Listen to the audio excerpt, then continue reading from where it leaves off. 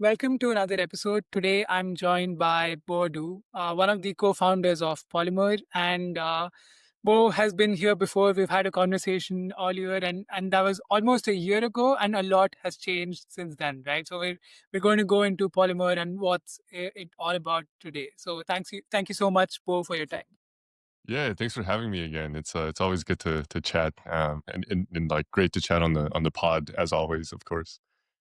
Awesome. So last time we spoke, Polymer was positioned as the IBC for all of crypto, right? Like you were deep into messaging and straight Yeah, out of the Cosmos ecosystem, trying to solve like Interop for Ethereum.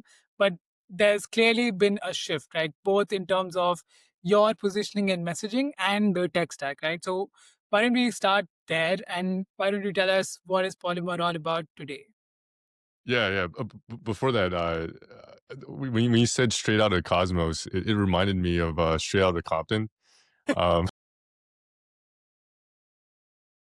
sorry, that was random. But yeah, sorry. So to answer your question, yeah. So initially we were very focused on IBC. I think that's kind of where we built our brand and our initial tech stack. We're very bullish on the idea of IBC messaging. We actually launched that product, I want to say like end of last year, and encountered some market friction. Not to sugarcoat things, but a lot of folks perhaps are already using an interop provider. Maybe they're using like a layer zero, they're using a hyperlane, they're using some of these other messaging providers. And the response was like, well, if this thing isn't significantly faster or cheaper than what I'm already using, like we're just not going to migrate, unfortunately. That kind of forced us to go back to the drawing board and come up with a solution that we felt like could achieve orders of magnitude improvement in both latency and cost. And that's roughly how we arrived at the proof-based system instead of messaging.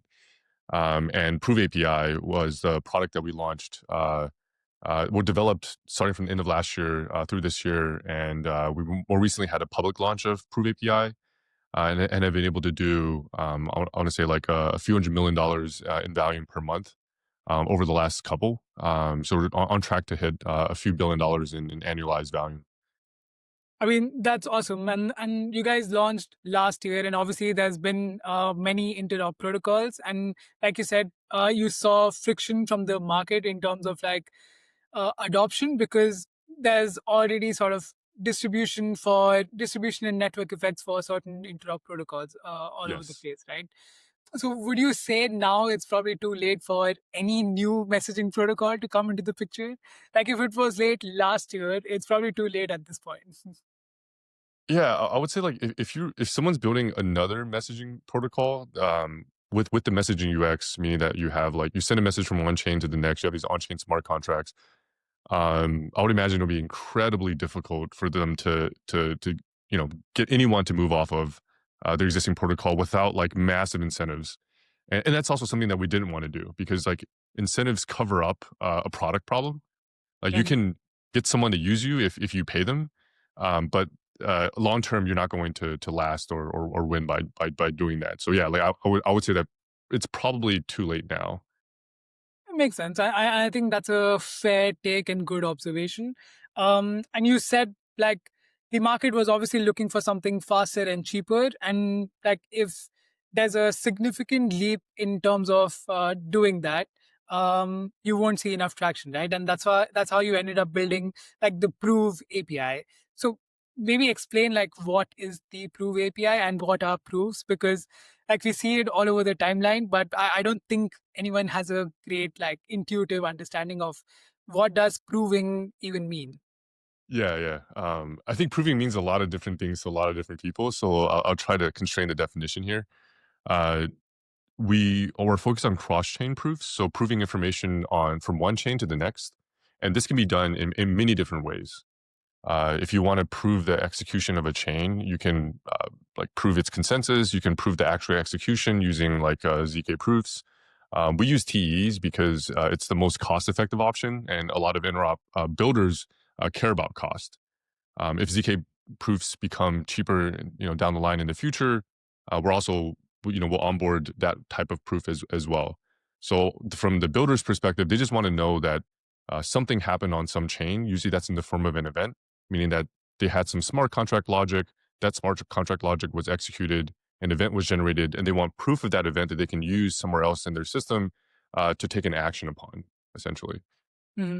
I mean, and how is it different from like the cross chain design? Because even in the cross chain design, like the mechanism is obviously different because you're sending a message that something happened on one chain, and then here's a message containing that information to basically tell the other chain and make them aware of like the source chain, right?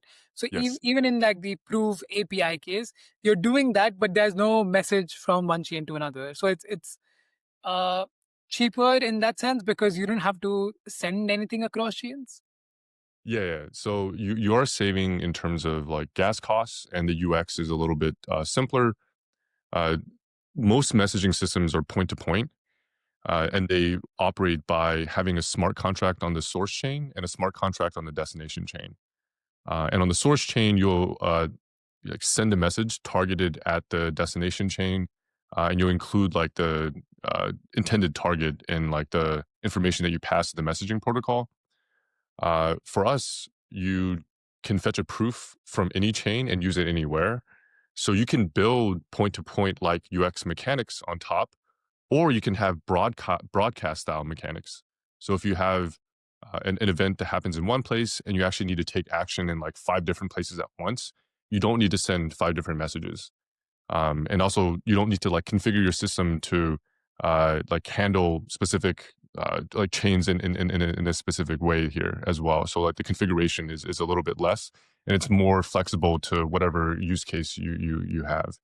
The API is also different. So Hmm. messaging APIs for the most part are on-chain APIs, meaning that in order to initiate a message, you have to hit the smart contract of a layer zero of a hyperlane, and send them some funds in order to pay for the message to be relayed.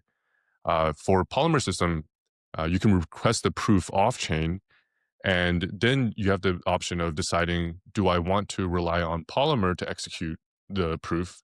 We have an execute API product that you can use for that, or I want to execute the proof myself, or perhaps I want to hold the proof for some time and then I want to execute it later. So there's a lot more flexibility. So a lot of the builders that use us either will run their own relayers or run their own executors for the custom logic that they have. And then we do also have some builders that rely on us for proof execution as well.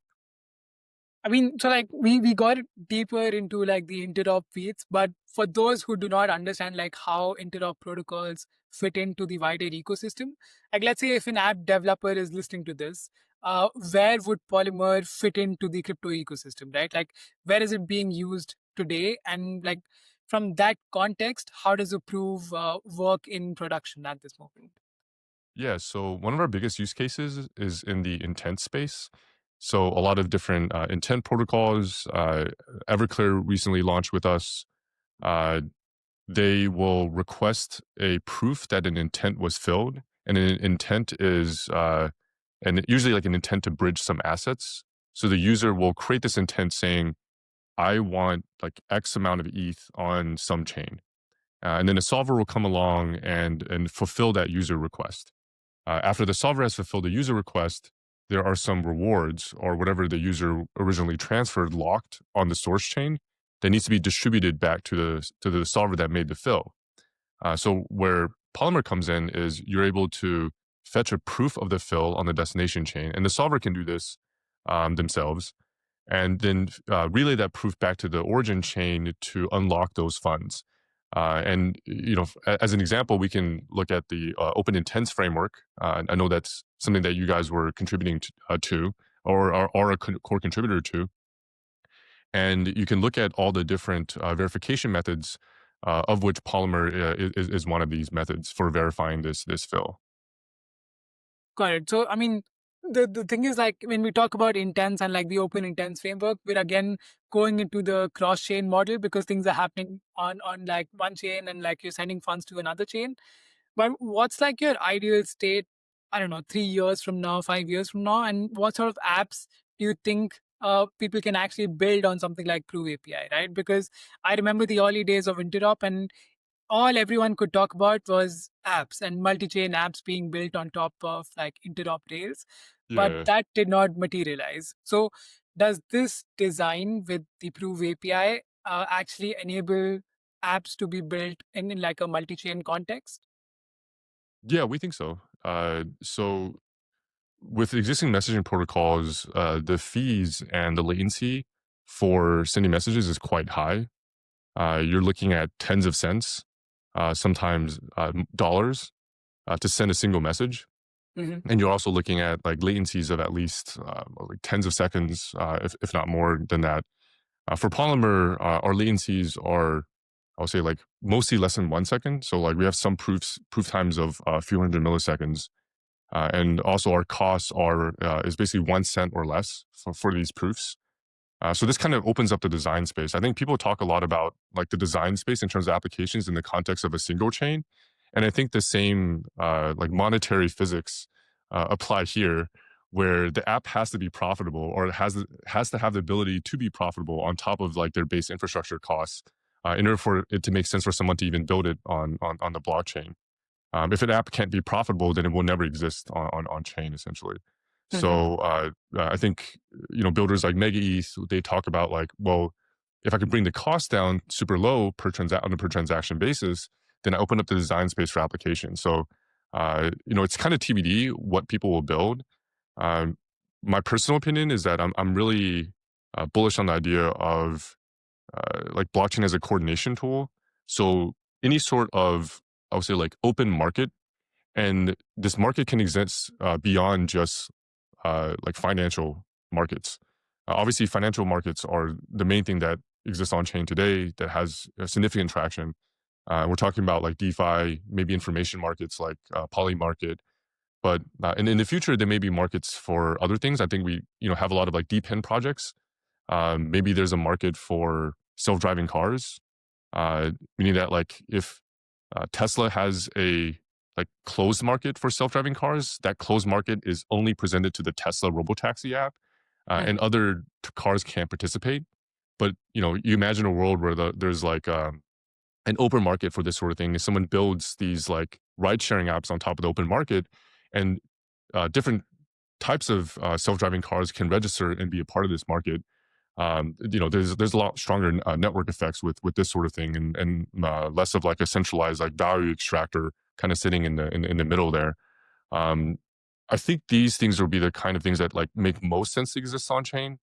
I don't think everything. I'm not like a every single program that has ever existed in like in the Web 2 space needs to be on chain. I don't think that's the case.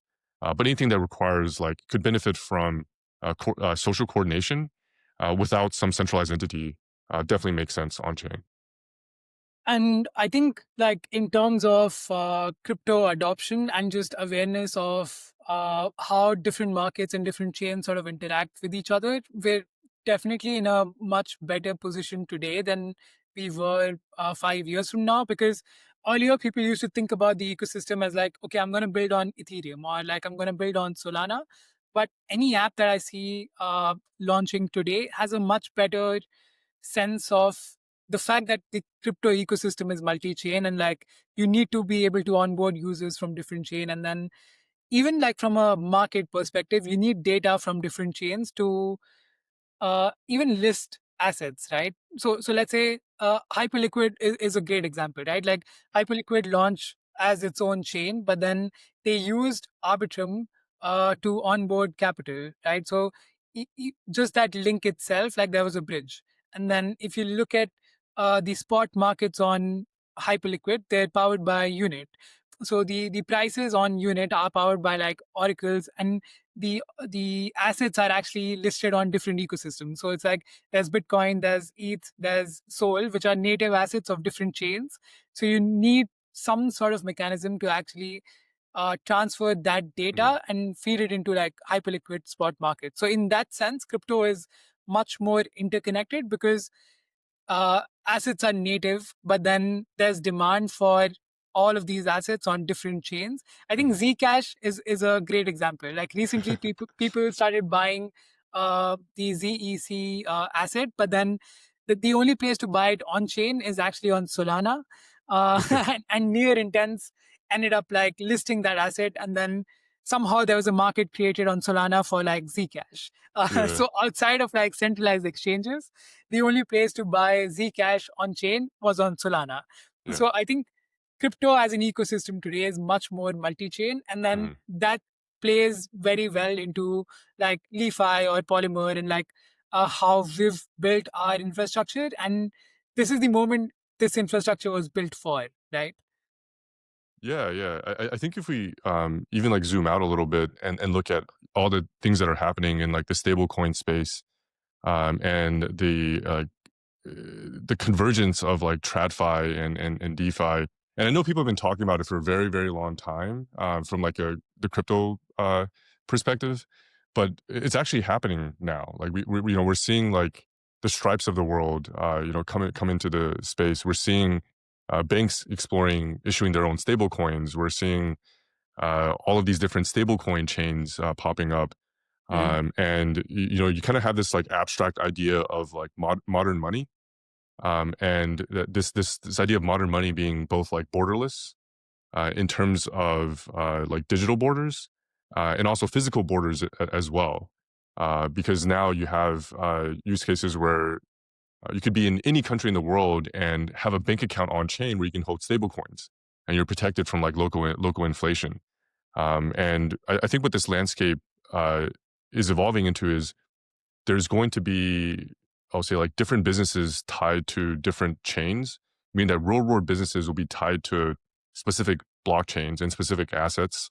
And blockchains themselves, be it whether they're playing more in like the DeFi space or straddling the two, will have their own like native stablecoins or native assets that will be issued. So you're going to see a lot of, I would say, like permanent liquidity fragmentation in that sense, meaning that we're going to end up in a space where there's like no universal like single stable coin, or no universal um single like asset that everyone is like, this is the asset that everyone uses. Mhm. We're going to see a lot more fragmentation, and the fragmentation also, I think, is going to be magnified by the go to market of this, because no single business is going to be able to capture all the businesses in the world. There's so many banks, there's so many interests that it's great for uh, players in the multi-chain space, because in terms of cross-chain volumes, which have been growing significantly over like the last like 4 or so years, I would assume that we're going to see exponential growth over the next 10, as a lot of these I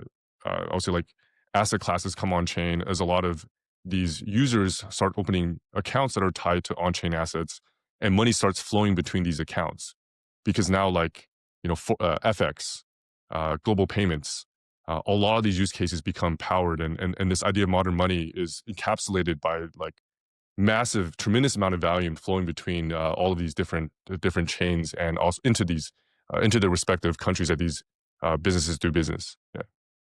So when we actually look at this development in the crypto space, like you said, there are stable chains, there are so many stable coins, banks are coming on chain. Yes. The naive take for interop protocols is that, oh, there are so many more chains for interop protocols to connect, right? Like and because the interop protocols sort of like connect these chains, they will always be in business. But that's super naive, because like you can add as many chains as you want, but that doesn't translate into traction.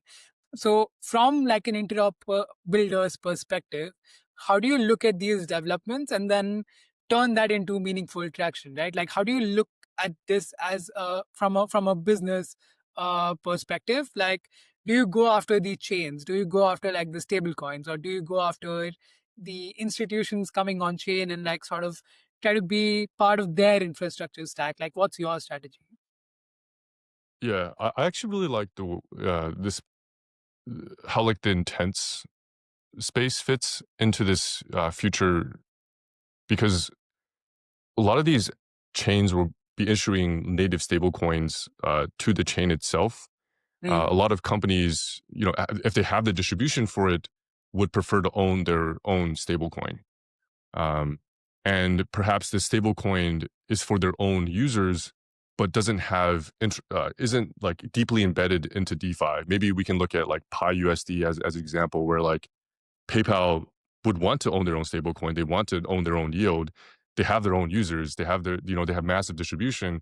But on the other hand, like Pi USD is not that useful in DeFi, So I think from an intents perspective is okay. You have these users on your platform. You have them onboarded to the stablecoin.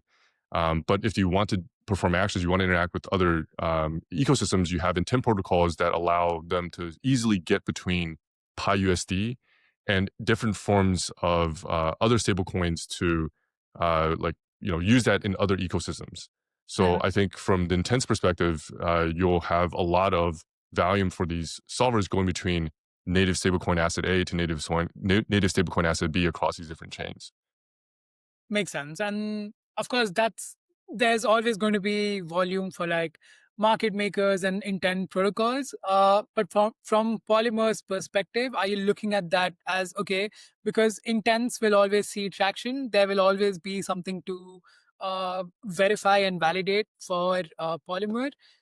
Is that correct? Yeah, that's our point of view. Like Mhm. we want to win that market from the perspective of being essentially what we're calling a payment verifier network. Meaning that like our primary use case that a lot of our customers use us for is moving money between chains. And the primary thing that our proofs are proving is payments.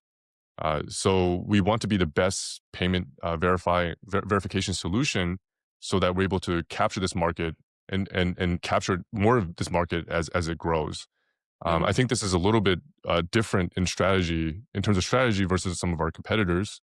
As we've seen in the market, a lot of our competitors, like a layer zero, is moving more into the DeFi space and wanting to move out of Interop, and starting to launch DeFi protocols. Recently, they launched like OVaults, and they'll probably continue to launch more DeFi products on top. And they also recently acquired back Stargate, meaning that they're expanding their portfolio of applications versus like we're trying to focus on being the best low level solution, so that we, for all those applications that are coming in, for all the intent protocols that are coming in, they'd rather choose us for verification than any other competitor in this space.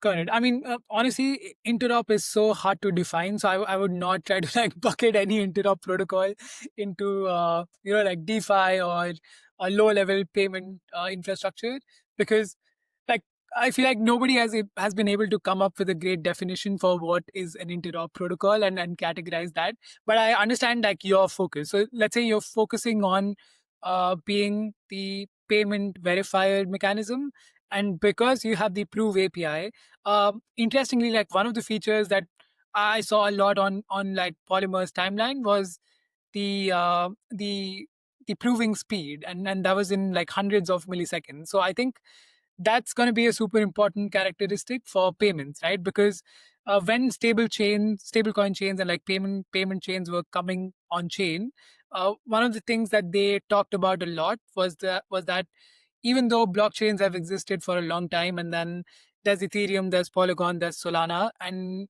people have used these blockchains for payments, but there's a certain scale required to bring real world payments into crypto, right? So for that, you probably need to build infrastructure in a much more opinionated and like specialized way. So that was their thesis. Is your thesis similar, that even for verifying payments at that scale, you probably need to rethink validation? Yeah, so we I would say from like the perspective of payments, if you want to define like the value of money in a payment system, the value of money is the velocity of that money, meaning Mhm. that the slower the payment rails is, the slower the money velocity is, the less value being created in the system as a whole. So we want to build our solution such that we're able to accelerate the money velocity going through the system, starting with intents, but also with just general like cross-chain payment system. If whether you have payments, cross-chain payments for like agentic commerce, which is some like a very popular topic at the moment, whether that's like X402 powered payments by uh, Coinbase's payments protocol. Although there's a lot of meme coins and whatnot there right now, but down the line, we'd expect a lot of volume coming in from both like the agent to agent economy, and also uh, human to agent to business economy. Yeah. I mean, every time I feel like we've seen everything in crypto, there's just totally new stuff happening, and then you're like, okay, there's so much more that's going to happen, right? Like the X402 standard that you're talking about right now, and like even the payment chains, for example, or banks coming on chain, or the rate of stablecoin issuance on chain. Like we couldn't have imagined this 4 years ago. So I can only uh, think that even 4 years from now, there'll be so much more opportunity that we can't even think of right now. And I think as a builder in this space, like you have to be optimistic about like those market opportunities sort of opening up, and then back your ability to sort of take one of those markets and then like find PMF in those. Yeah, for sure. Yeah, to your point, like I don't think there's been a more exciting time to be in crypto.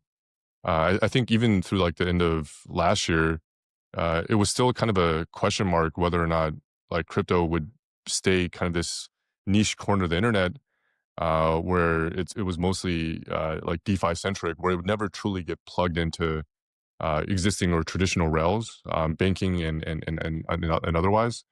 And now that's like done a total like 180. Obviously, there are regulations that have been passed that kind of enable this sort of thing, like Genius. But and in terms of industry adoption, it's accelerating. So yeah, like I agree with you. Like the amount of like volume and like monetary flow that's going to come on chain is it's going to be a huge TAM. Not to quote any obscene numbers, but I know A16Z just dropped their state of crypto report, citing that there's going to be like a $30 trillion economy for like agent to agent or agent to human or human to agent to business. So, and even if you just look at like traditional markets that do exist, not like future markets that may exist, but even FX alone, I think the FX markets move what, like $10 trillion or like $8 to $10 trillion per day. And that's obviously many orders of magnitude larger than what we see today in the crypto space. So from like the interop spaces perspective, and so many opportunities like popping up right now, which ones do you think are the most exciting? Because of course with the stablecoin flows and like the FX coming on chain, intense and like the market maker model obviously has a place, right? Like what Yes. else is exciting for you? I think X402 is talked about right now as a narrative a lot, but then eventually if that becomes a standard, I think that'll be a major micropayment sort of like infrastructure flow. Yeah, I mean, both are very exciting for different reasons. I think the stablecoin side of things is exciting in the context of the existing business that we have, for intents and these intent protocols. The X402 side of the business is exciting in other ways. So Mhm. the X402 model, and just for like the listeners out there that aren't familiar with how it works, um, you can think of it as a replacement for the API key.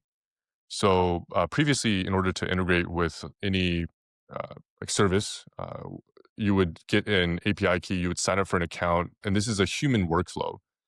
So when you think about the internet, a lot of the internet is worked for it works in a way where it's like a human onboarding flow, and a human configuration and control flow.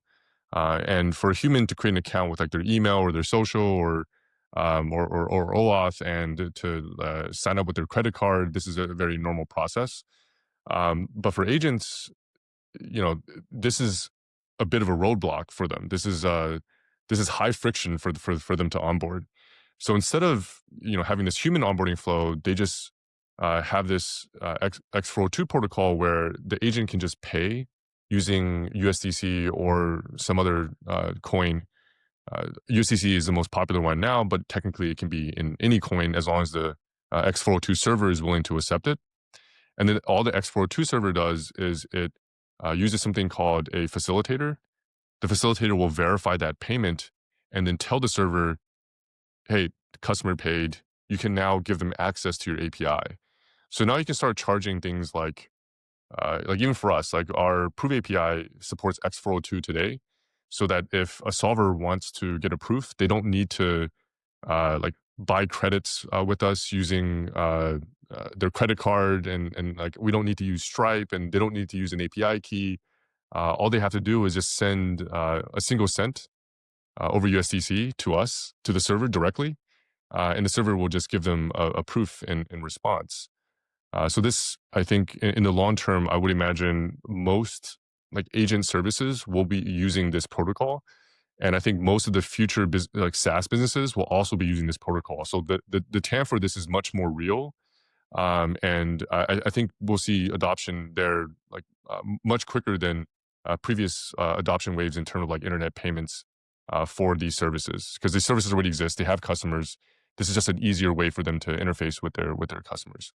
Yeah, I mean, I think this feels more like an integration and like an optimization. You're not Yes. building things from scratch. It's just an optimization for an agentic world instead of like a human-led world. Yeah, exactly. And like you can think of this being even useful for RPC providers. Mhm. From the RPC provider's perspective, right now they're, you have to onboard and you have to get an account, you have to get an API key, you have to do all this. There's like rate limiting with these API keys. There's all these kind of roadblocks that an agent could hit. But in the future, you can imagine a world where they just charge like a tiny fraction of a cent per RPC call. And this obviously doesn't make sense when it comes to like credit card payments. You would never, make a credit card payment for a fraction of a cent, because the credit card payment processor they take like 3% of the transaction plus like a fixed fee of like 30 cents. Mhm. If you're going to pay a base fee of 30 cents, that's like, many multiples or many orders of magnitude more than like the actual dollar value that you're sending to the customer. So I think micropayments really only make sense in an on-chain environment and with on-chain payments. So I think that's like like a very powerful use case for crypto, and especially crypto in the context of payments. And then, do you see Polymer fitting in there with the verification side of like micropayments as well? Because I would assume if the verification is expensive, like it doesn't make any sense, right? Because it's a Yes. micro payment. So like let's say you're sending 1 cent, the verification cost cannot be more than that. Yeah, exactly, exactly. So we are looking into this space, and TBD on details here, but I'll outline the problem for you. Mhm. So the problem is, uh, it's fine today. X42 is very new. Most people are just kind of trading meme coins. So like the meme coin trenches have like recently migrated to X402, and you're seeing all these coins pop up. We love a narrative, right? So like we have to trade something. Yeah, exactly, exactly. It's fun. It's fun to trade these coins for folks. Um, but on the payment side, uh, every single payment, well, I would say like a majority of payments flow through the Coinbase facilitator. So the Coinbase facilitator is acting as the payment verification system for these X402 payments. The Coinbase facilitator, if you dig into the actual transaction costs, and they're running at cost here, they're kind of burning money to onboard users into their ecosystem and to get X402 out there. But it's not free to facilitate a payment. It's essentially an ERC20 transfer for USDC. So to make this transfer, the facilitator executes it, and the execution costs roughly range around like I would say like zero point 0.2 to like zero point 0.3 cents. So it's a fraction of a cent, but it's not a tiny fraction of a cent. It's 20 to 30% of 1 cent. So long term, the Coinbase facilitator, will not likely be free forever, and it'll be limited by the volume that it alone can do. And the idea is like, how can we make it make sense for a facilitator to be able to uh, or payment verifier, let's use that term instead of the facilitator, for a payment verifier to verify these payments, and make and execute these payments for even less than that. Because like zero point 0.2 cents, I think is still too expensive. I think it needs to be a tiny, tiny fraction of a cent on a per USDC transfer basis. Because point 0.1, sorry, zero point 0.1 cents and 1 cent is going to be like isn't going to be the lowest cost for these API services. A lot of the talk in the X402 space is that for endpoints that are lower value, that those would be even a tinier fraction of a cent. So in that case, you'd want the actual base cost of making that USDC transfer via this payment verifier to be even less than that. So there is a need to bring this cost down, and that's something that we're looking into at the moment. Sense. I mean, I've been reading about X402 for like 3 months, and then I've been thinking about it as well, but I never really connected the dots from like an interop perspective. So thank you for like unlocking that mental model in my head. Yeah, yeah. So from us, it's like, as an interrupt provider, we're in the business of mostly verifying payments. Obviously, there are other use cases beyond just payments, beyond moving money, but that's primarily what we do. So when this space popped up, that was also interesting from us from the perspective of verifying these payments and Mhm. confirming these payments on chain. Makes sense. And I mean, coming back to the interop side of things, out of the AI side of things, like, how do you think about moats and defensibility for interop protocols, right? Because it's almost a meme at this point that there are no moats in tech because tech is like I won't say cheaper to build, but like it's easier to build, at least in everybody else's eyes. And Yeah. like you can copy things. So how do you think about moats, especially from like an interop context, right? Do you think anyone in the space right now has a moat? Yeah. I mean, it's a good question. I think my opinion here is that in an open system, whoever is the cheapest and fastest wins. So it's kind of a race to the bottom in terms of performance and cost. Um, there are systems that are not open systems. There are companies that will go out there and sign exclusivity deals with for like being the native like token bridge or native token issuer for certain tokens. And in those markets, I would say sales and like these exclusivity deals is probably king. If you can get Mhm. these exclusivity deals, if you can make these sales, like you're going to win that market. Um, in terms of like intent systems, it's more of an open market. So the best verification system wins. And from my perspective, if your verification system is performant enough, meaning that no one else can come on the market and be orders of magnitude faster and orders of magnitude cheaper than you, then the existing team that you're working with isn't going to be willing to move over. And we believe that with our architecture, no new entrants can come in and push us out of that spot essentially. And for us, like it's just a distribution game at that point. Is locking in customers and continue to lock in customers. And I think as you've observed, like distribution is king, but the nature of the game you're playing is different depending on like which I would say like categories you're trying to target.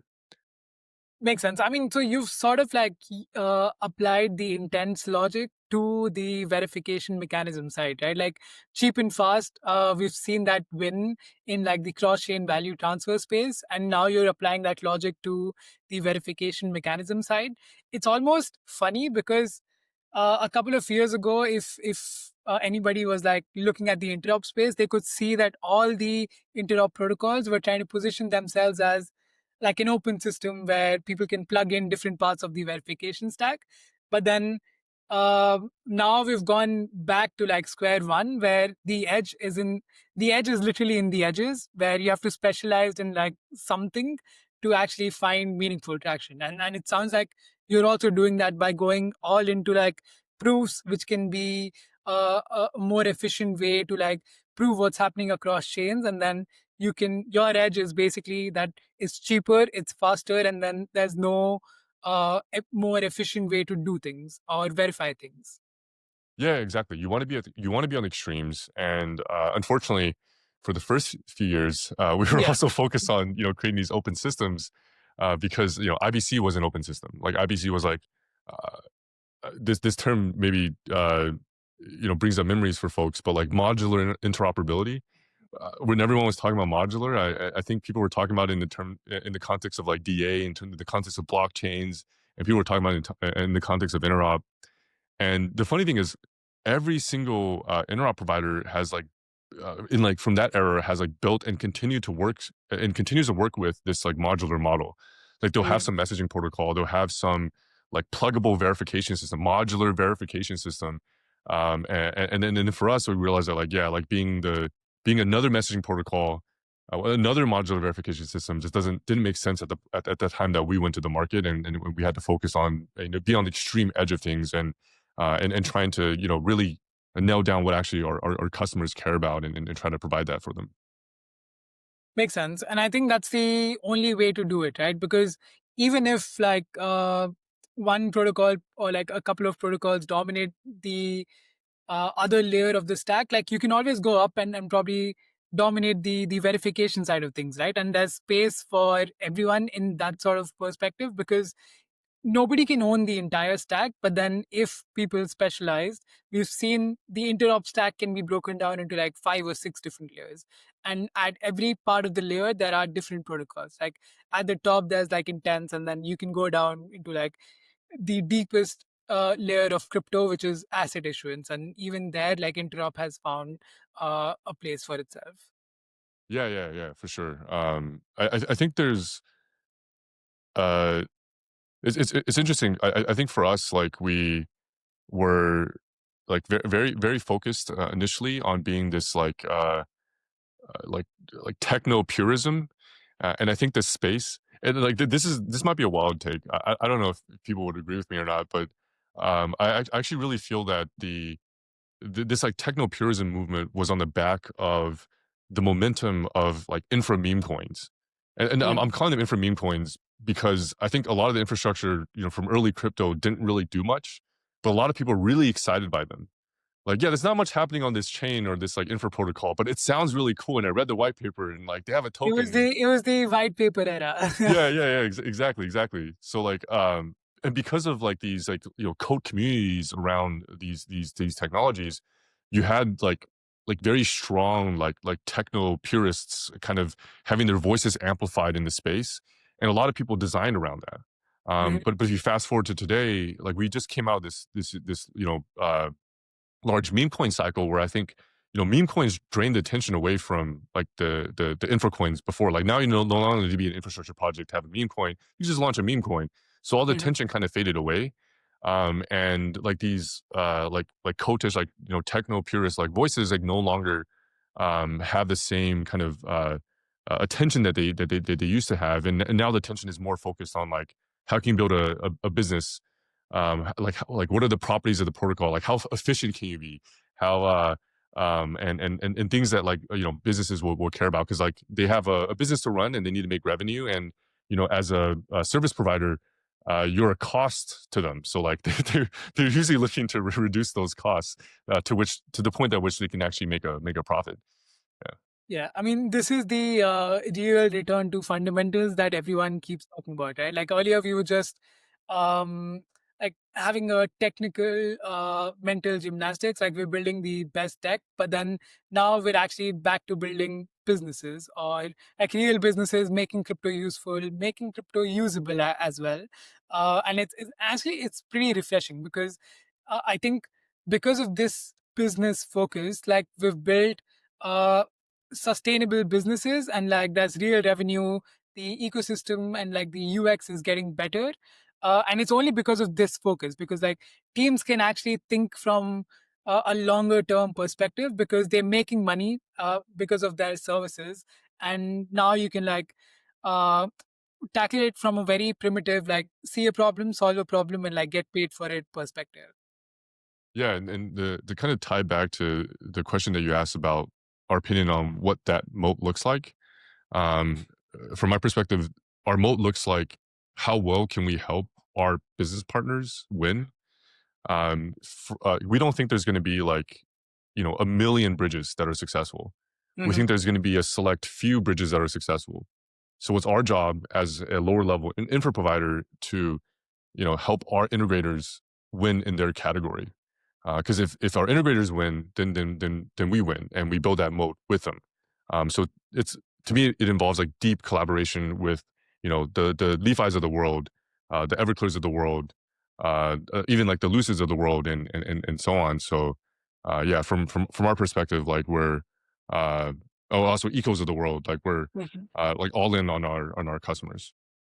Amazing. Honestly, like this was refreshing, and there was great energy from your side. Like I don't think I've seen you more candid on at least like podcasts or technical conversations, supposedly technical conversations. So I love the new energy, and I love the new focus as well. And hopefully, like you guys can find more traction, and like Interop can be embedded in even deeper parts of the ecosystem. Yeah, yeah, absolutely. Awesome. Thanks a lot for your time. Yeah, thanks, Arjun.